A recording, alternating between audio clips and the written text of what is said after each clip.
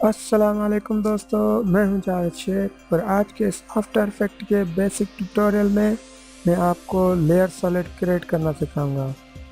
तो ये layer solid कैसे क्रिएट करते हैं, आइए सबसे पहले तो मैं ये आपको बताना चाहूँगा कि अगर आपका प्रोजेक्ट पैनल सेलेक्ट नहीं है तो यहाँ पे प्रोजेक्ट पैनल यहाँ पे क्लिक करके सिलेक्ट करें।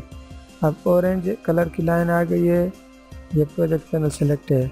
उसके बाद लेयर सॉलिड बनाने के लिए आप यहाँ से लेयर मेन्यू में जाएं और यहाँ से न्यू में जाएं, पर यहाँ पे देखें कि ये इस वक्त अनएक्टिव है।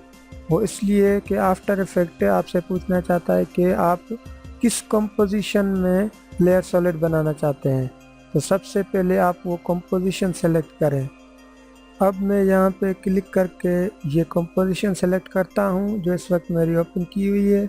अगर आपके पास कोई ओपन नहीं है तो आप प्रोजेक्ट पैनल में जाके कोई भी कंपोजिशन पे डबल क्लिक करके उसे ओपन करेंगे। ओके, कंपोजिशन सेलेक्ट करने के बाद फिर आप इस लेयर मेन्यू में जाएं और न्यू पे क्लिक करें और यहाँ पे सॉलिड के। अब ये सेटिंग आने के बाद अगर आपकी ये सेटिंग चेंज है तो परेशान ना हो, क्योंकि ये सेटिंग वही आती है जो लास्ट टाइम आपने लेयर सॉलिड बनाया होगा। तो यहाँ पे देखें कि ये इसकी साइज़ इस वक्त है। अगर आपकी साइज़ चेंज है तो आप यहाँ पे क्लिक करें मेक कॉम्प साइज़। आप जैसे इस पे क्लिक करेंगे तो इसकी साइज़ जो है आपकी कंपोजिशन की साइज़ जो होगी उसका ही लेयर सॉलिड उसी साइज़ का बनेगा। और अगर आप चाहते हैं कि आप इससे आधी साइज़ का लेयर सॉलिड बनाना चाहते हैं तो यहाँ से पहले तो लॉक एक्सेप्ट रेशियो पे क्लिक करें और उसके बाद यहाँ पे क्लिक करके साइड में अगर इसे डिवाइड बाय 2 करेंगे तो ये इस आधी साइज़ का हो जाएगा। मैं यहाँ से फिर से लेयर और सॉलिड सेटिंग में जाता हूँ क्योंकि वो लेयर इस वक्त सिलेक्ट किया हुआ है मैंने। ओके, अब देखें कि इसकी साइज़ 640 बाय 360 है। ओके, उसके बाद यहाँ पे इसके जो यूनिट हैं वो इस वक्त पिक्सल पे हैं। आप जो चाहें वो सिलेक्ट कर सकते हैं, पर मैं यहाँ पे पिक्सल ही ठीक रहने देता हूँ। और यहाँ पे इसका pixel aspect ratio square pixel है। अगर आप किसी दूसरे कंपोजिशन की सेटिंग पे काम कर रहे हैं तो आप वो सिलेक्ट करें। मुझे यहाँ पे स्क्वायर पिक्सल ठीक लगता है। और यहाँ पे कलर आप कोई भी लेयर का सिलेक्ट कर सकते हैं सॉलिड का। यहाँ पे क्लिक करके मैं यहाँ पे वाइट सिलेक्ट करता हूँ, क्लिक ओके और ओके। अब देखें कि यहाँ पे ये लेयर सॉलिड बन चुका है वाइट कलर का। ओके गाइस, अब यहाँ पे देखें ये तो एक स्क्वायर सॉलिड है। अब मैं चाहता हूँ कि एक राउंड सॉलिड हो जो कि मैं एक बैकग्राउंड बनाना चाहता हूँ अपने लोगो के पीछे। तो उसके लिए मुझे इसे एक राउंड जो है गोल मास्क देना पड़ेगा। तो सबसे पहले तो ये चेक करें कि वो सॉलिड लेयर आपका सिलेक्ट किया हुआ हो। उसके बाद यहाँ पे ये जो मास्क का बटन है, यहाँ इसमें से जाके ये आप लिस्ट टूल सिलेक्ट करें। अगर आपका ये बटन एक्टिवेट नहीं है तो आप कीबोर्ड से क्यू प्रेस करें। आप जितनी बार क्यू प्रेस करते जाएंगे यहाँ पे इसके मास्क के जो हैं शेप चेंज होते जाएंगे। ओके, अब मैं अपना जो कर्सर है माउस का वो यहाँ पे लेके आता हूँ और सेंटर पॉइंट पे जैसे ही सेंटर पॉइंट पे आया तो मैं क्लिक करके से जैसे ही लेफ्ट माउस से ड्रैग करता हूँ तो ये देखें कि ये सॉलिड बन रहा है, मास्क बन रहा है इसके ऊपर। पर मास्क देखें कि ये बिल्कुल गोल नहीं बन रहा, ये स्ट्रेच हो रहा है। तो मैं जैसे ही शिफ्ट होल्ड करता हूँ तो ये देखें कि अब ये बिल्कुल ठीक से मास्क बन रहा है। और उसके बाद शिफ्ट होल्ड किए हुए हूँ और उसके बाद मैं जैसे ही कंट्रोल भी होल्ड करता हूँ तो अब देखें कि ये सेंटर पॉइंट से सर्कल जो है वो बढ़ना शुरू हुआ है। तो इसकी साइज़ मैंने बड़ी की, पर अब ये देखें कि इसकी एक साइड तो ठीक है पर दूसरी साइड में ये ठीक नज़र नहीं आ रहा वो इसलिए कि मास्क की साइज़ बड़ी है और लेयर जो सॉलिड बना हुआ है उसकी साइज़ छोटी है। तो मास्क को भी छोटा करते हैं लेयर सॉलिड की साइज़ तक। अब मैं चाहता हूँ कि इस जो है सॉलिड का वो कलर मैं चेंज करूँ, तो उसके लिए कंट्रोल शिफ्ट और जैसे ही वाई प्रेस करेंगे कीबोर्ड से वो लेयर सेलेक्ट करके, तो यहाँ पे इसकी सेटिंग ओपन हो गई। अब यहाँ से जो भी कलर मैं चाहूँ वो सिलेक्ट कर सकता हूँ। मैं यहाँ से ये कलर सेलेक्ट करता हूँ, क्लिक ओके और ओके। तो अब लोगो इंपोर्ट करते हैं। यहाँ से लोगो सेलेक्ट करके मैं यहाँ पे ड्रॉप करता हूँ, ये लोगो आ गया। और उसके बाद कीबोर्ड से एस प्रेस किया तो इसका स्केल आ गया।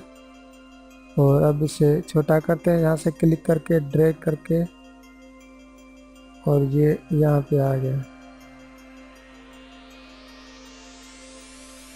ओके, अब देखें कि ये जो स्केल मैंने इसका लोगो का छोटा किया तो उसके कंट्रोल हैंडल्स भी देखें कि उतने ही हैं। और ये जो छोटा हुआ वो सेंटर पे ये जो एंकर पॉइंट है उसके हिसाब से हुआ। और ये जो सर्कल मैंने बनाया मास्क जो दिया इसके ऊपर, वो भी एंकर पॉइंट के बेस पे ही मैंने बनाया।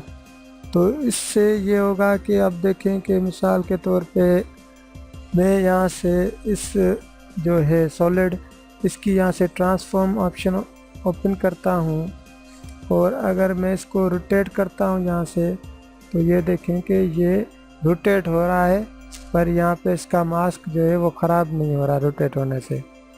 ओके, उसके बाद हम इस मास्क को अगर आप सिलेक्ट करेंगे, इसको सिलेक्ट करने के बाद यहाँ पे मूव टूल आपका सिलेक्ट हो, और जैसे ही ये जो इसके मास्क के जो कंट्रोल पॉइंट्स हैं उन पे किसी पे क्लिक करने के बाद आप जैसे ही इसे ड्रैग करेंगे तो यहाँ पे आप इस मास्क की पोजीशन चेंज कर सकते हैं।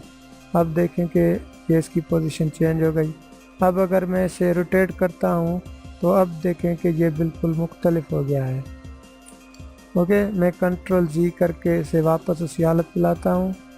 अब यहाँ पे देखें कि इसके ऊपर जो मास्क लगा हुआ है, इस मास्क के ये जो कंट्रोल हैंडल्स हैं साइड इसके चारों तरफ, उसकी वजह से इसके जो किनारे हैं वो ठीक से नज़र नहीं आ रहे। तो उसके लिए आप ये जो बटन है यहाँ पे मास्क का टॉगल मास्क, इसको जैसे आप क्लिक करेंगे तो यहाँ से आप मास्क जो है वो ऑन एंड ऑफ कर सकते हैं। ओके, मैं यहाँ से इसे ऑफ करता हूँ और मैं यहाँ से इफ़ेक्ट मेन्यू में जाता हूँ और जनरेट और स्ट्रोक, ये मैंने इसलिए किया कि मैं इस मास्क को एक सॉलिड को एक स्ट्रोक देना चाहता हूँ मास्क। अब देखें कि मैंने जैसे ये इफेक्ट इस पर अप्लाई किया तो यहाँ पे ये इफेक्ट कंट्रोल का जो ये पैनल है वो ऑटोमेटिक यहाँ पे ओपन हो गया है। इसमें मैं यहाँ से इसका कलर चेंज करता हूँ ब्लैक। अब देखें कि इसका स्ट्रोक ब्लैक हो गया है और मैं इसकी ब्रश साइज है वो थोड़ी सी बढ़ाता हूँ। ओके, अब मैं ये सारे लेयर यहाँ पे बंद करता हूँ ओपन किए हुए, और मैं चाहता हूँ कि ये लेयर्स मैं यहाँ से कॉपी करके दूसरी कंपोजिशन में पेस्ट करना चाहता हूँ। तो यहाँ से ये लेयर सेलेक्ट किए और शिफ्ट होल्ड किया और ये लेयर सेलेक्ट किए दोनों। अब कंट्रोल सी प्रेस करके मैंने ये कॉपी किए और यहाँ से मैं दूसरी कंपोजिशन ओपन करता हूँ प्रोजेक्ट पैनल से। तो अगर प्रोजेक्ट पैनल यहाँ पे सही दिखाई नहीं दे रहा तो यहाँ से विंडोज़ के ऑप्शन में जाएं और यहाँ पे जो प्रोजेक्ट है इस पर क्लिक करें। उसके बाद मैं दूसरी कंपोजिशन डबल क्लिक करके ओपन करता हूँ और यहाँ पे कंट्रोल वी को जैसे प्रेस किया तो ये पेस्ट हो गया। पर ये देखें कि ये जो पेस्ट हुआ है इसमें लोगो नज़र नहीं आ रहा, वो इसलिए कि लोगो नीचे हो गया है और सॉलिड ऊपर हो गया है। इसलिए मैं इसे कंट्रोल जेड करता हूँ, फ़िलहाल अंडू करता हूँ और वापस उसी कंपोजिशन में जाता हूँ तो अब देखें कि आफ्टर इफेक्ट में एक ये सिस्टम होता है कि आप जो लेयर पहले सेलेक्ट करते हैं ये उसी तरतीब से वो पेस्ट करता है। अब अगर हम पहले ये लोगो का लेयर सेलेक्ट करते हैं, उसके बाद कंट्रोल प्रेस करके मैं सॉलिड का लेयर सेलेक्ट करता हूँ, अब मैं इसे कॉपी करके उस दूसरी कंपोजिशन में पेस्ट करता हूँ, तो अब देखें कि ये बिल्कुल उसी तरह आ गया है।